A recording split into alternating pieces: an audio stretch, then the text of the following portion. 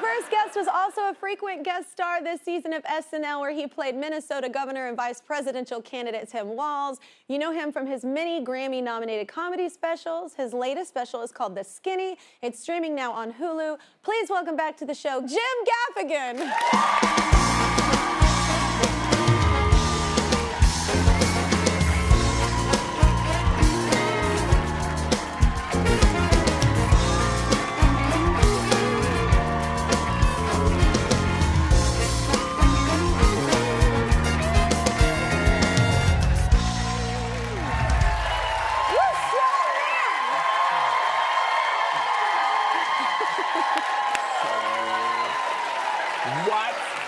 You are, look, I might have lost weight, but I am actually heavier than I look. You're strong. I'm just saying. I am impressed by your muscles. How are you? I'm good. Just wake me up when this is over. Okay. I'm barefoot and like chill today, so.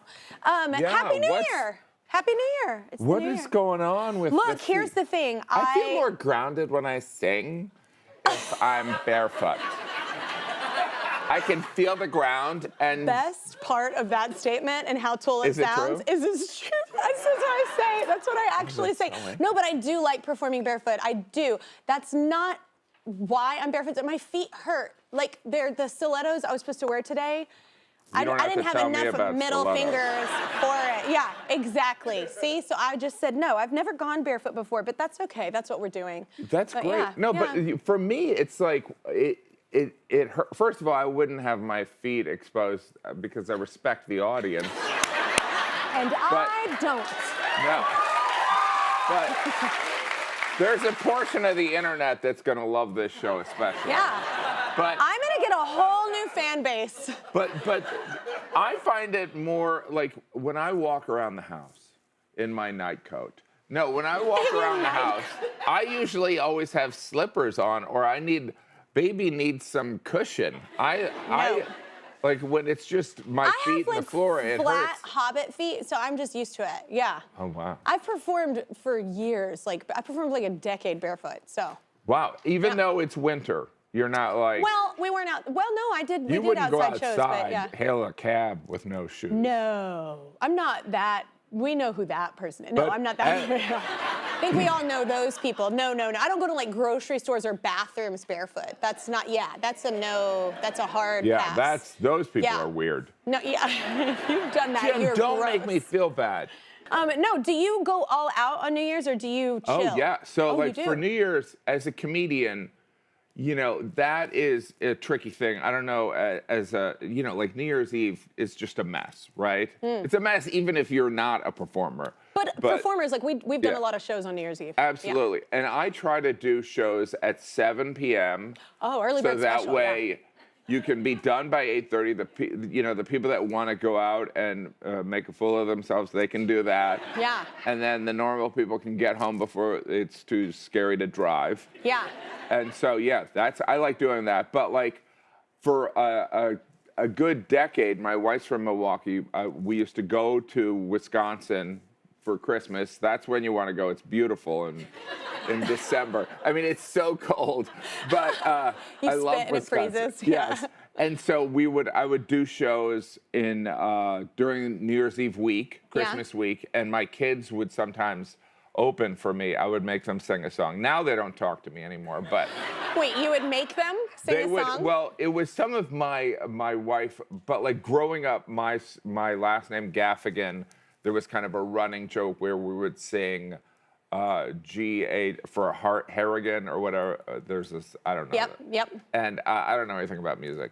And so my kids would, since we were there, and my wife would dress them up. It was pretty adorable. Okay, wait, we actually have video of Jim's kids opening a show for him. Yes.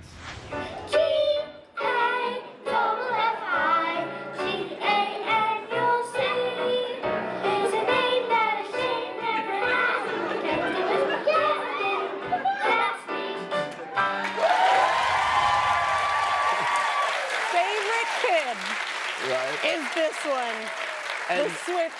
This is the favorite one. It was always, and that's all my wife, you know. And did she do the choreography? Yes, she would do the choreography. Okay. And there would be different. I mean, now my kids are older. Now they don't even talk to me. Yeah. But like they. Then you've done a good job. They're independent. Yes. There you go. Yeah. No, but they would never do something like this. But back then they loved it because they were in the show and they would, and so. But it was so fun. And I do cherish that kind of memory. Oh, it's And there was so always cute. a wild child. So like there'd be like one kid that would be like, I'm not doing it tonight. I'm not doing it tonight. Yeah. You can't make me dance, puppet. Yeah. So wait, you got to take your family to meet the Pope? Is that? Yes. Okay, yes. how was that? That was bizarre. Well, the Pope invited all these comedians throughout the world to the Vatican for a special meeting. I don't know what that says about the Catholic Church. Okay. It's like, we need to get the comedians here. But it was, he wanted to acknowledge the importance of humor but it was bizarre. So Which it is. All these comedians in this room, and it was kind of like a meeting of every kid that couldn't behave in church or synagogue. Or sit still. Yeah. And so I brought my two youngest, and they got to meet the Pope, and it was so fun. And then they kind of opened up the Vatican afterwards, where we're walking around, and I'm like, I don't know if you want like a 12-year-old and a 13-year-old just running loose in the Vatican. And they're essentially Irish twins, so they're just antagonizing each other. And I'm just seeing these Swiss guards like, you're not supposed to behave like that here. But it was good, but it was fun because they would be like just kind of like brothers in the Vatican horsing around. It was very odd. Do you feel like when you go, I feel like whenever I go overseas with my kids, I mean, 8 out of 10 times I get the Americans. Oh, yeah. Our kids, Oh, yeah. Let's take a quick break to do some commercials. Ella's going to help us out. Hi, Kelly and Jim. I love that you're both raising your kids in New York City. I was raised here, and now I'm raising my teenagers here in the same apartment that I grew up in. Nowhere offers more than the Big Apple. Stay here. Kelly has more with Jim after this. All right.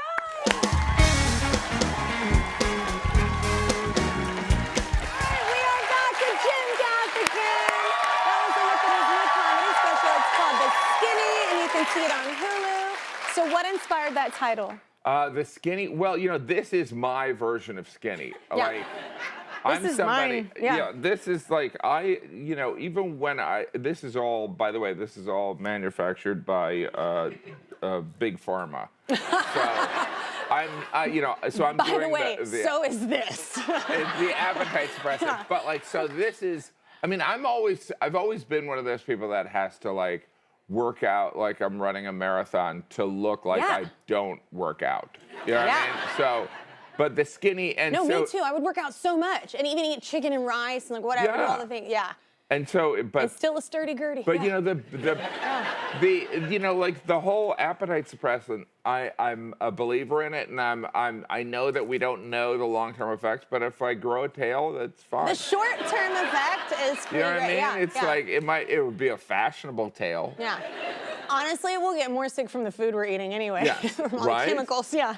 And so there is something there's talking about the weight loss, but some of it's also the Skinny of having teenagers and just kind of the Skinny on a take on, just me dealing with technology. It's all a blur. It's like, as I get older, the less I know. The Skinny, the information. I know, but that's freeing, isn't it? Yeah. Yeah. Absolutely. How do you feel now after doing the special? How do you feel about it? I feel, it's an ongoing thing where it's, I don't know. There's something about, the appetite suppressant stuff where I'm like, it's like when there's like a holiday coming up, maybe I'll take a week off so I can eat like I normally eat for Christmas. You know what I mean? Because there is really the appetite suppressant for me. It just makes me eat like a normal human. You know what I mean? But is your like blood work better too? Because mine was like absolutely. I was borderline diabetic, so yeah. Yeah, my knees don't hurt, and all these things that I don't understand about glucose levels are normal. I know my body didn't break down sugar either. Yeah, that sucks. Yeah. All right, well your special is funny, but it has heart as well. Oh. So you talk about love doesn't keep a record. Oh, it does? Hate. Yes. No, well that's the whole love doesn't keep a record is, my wife picked out our, every aspect of our ceremony And there is a quote from Psalms like, love doesn't keep a record. And I just thought it was so ironic that after 20 years of marriage, the only thing she really does do is keep a record. You know what I mean?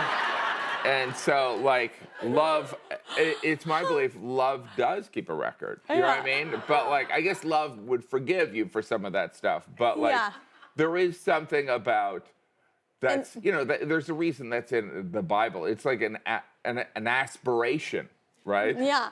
Did you know you were funny as a kid? Because you're one of these people that I feel like were always kind of funny and quirky as a kid. Well, I think when I was a kid, we moved when I was like about 10. And so, yeah, that's me as a tan person. But we moved when I was young. I think I was always kind of funny, but like when we moved, I was trying to add an adjective before pale. So it was like, instead of the pale new kid, I wanted it to be the funny new kid. Yeah. So that's it was kind of like, how can I mix in this new setting being funny? Did y'all move a lot? Just one time, but it was pretty significant. No, it is. It's depending on what year. Depending on what year it was, like oh how. My God, yeah, in your developmental stages, that could be like jarring, and you. Yeah, it was definitely significant, and I'm glad we moved to Northwest Indiana, and I love Northwest Indiana because it is kind of, it's where like rural meets Rust Belt meets kind of suburbia. So I ended up getting a piece of all those things, which I love. Yeah, I love that too. Last time Jim was here, he helped out some dads in the audience with a little dad advice. And since it's the new year, now's a good time for some more advice from Jim on how to stick to your resolutions. Hopefully you do that and you can give advice. This is Gaffigan's Got This. Gaffigan's Got This. I love the jingle. Okay, let's see who's got a New Year's related question. Anybody first up? Is it Kelvy? Hi, Kelvy. Cool name, by the way. Thank you. Hi. What's your question? Hey, Jim. My New Year's resolution is to be less of a people pleaser, less Catholic guilt.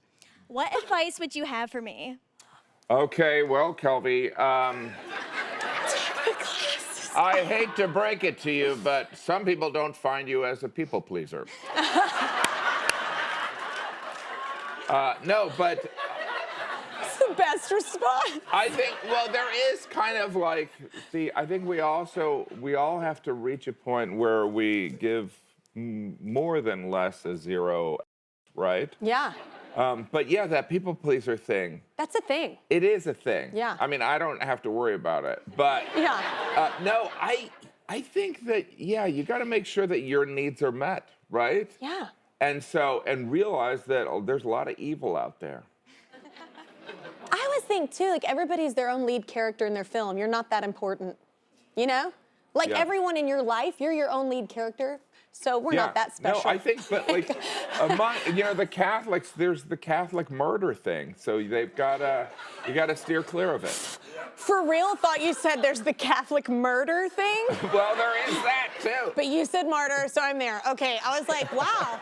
Catholicism got a little more interesting. There is the Catholic murder thing, where we go on the murder spree. You're welcome for all that help, Kelby. You're welcome.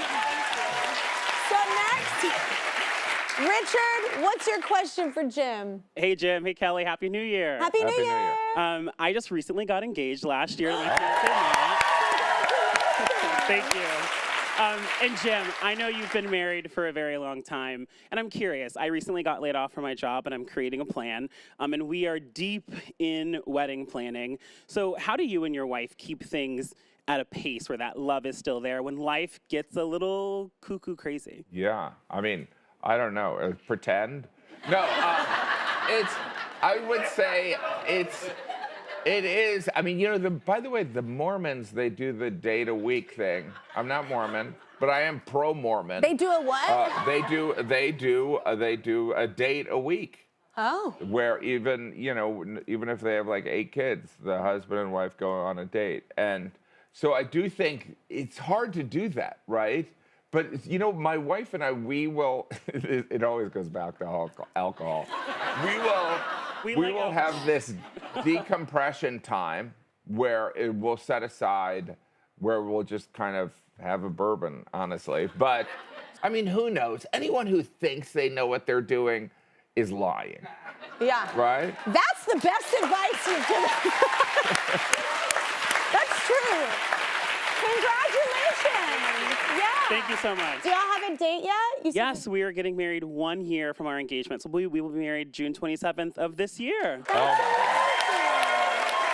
congratulations. Thank you. Yeah. I would recommend you elope. Weddings Yes. are a waste of money. And I know there's probably like, there's probably wedding planners here that are like, hey, that's my gig. Yeah. But like, you know, particularly if you guys starting this relationship, take some of that money. I mean, you do something awesome, throw a party, but like, don't feel like, unless it's really important to either of you, I wouldn't do it. Yeah, no, I agree with that. Or my mother-in-law. Oh, your mother-in-law is like, yeah, that's great. No, Jim. We said that, and she was like, we're going to have a beautiful ceremony. Yeah. So, yeah, no, thank you so much. I really appreciate it. So they are going to have a wedding. They are. We're going to get married, yes, in a ceremony. Welcome back be to Jim beautiful. and Kelly. And we'll be... All right, let's hear it for Jim Gaffigan.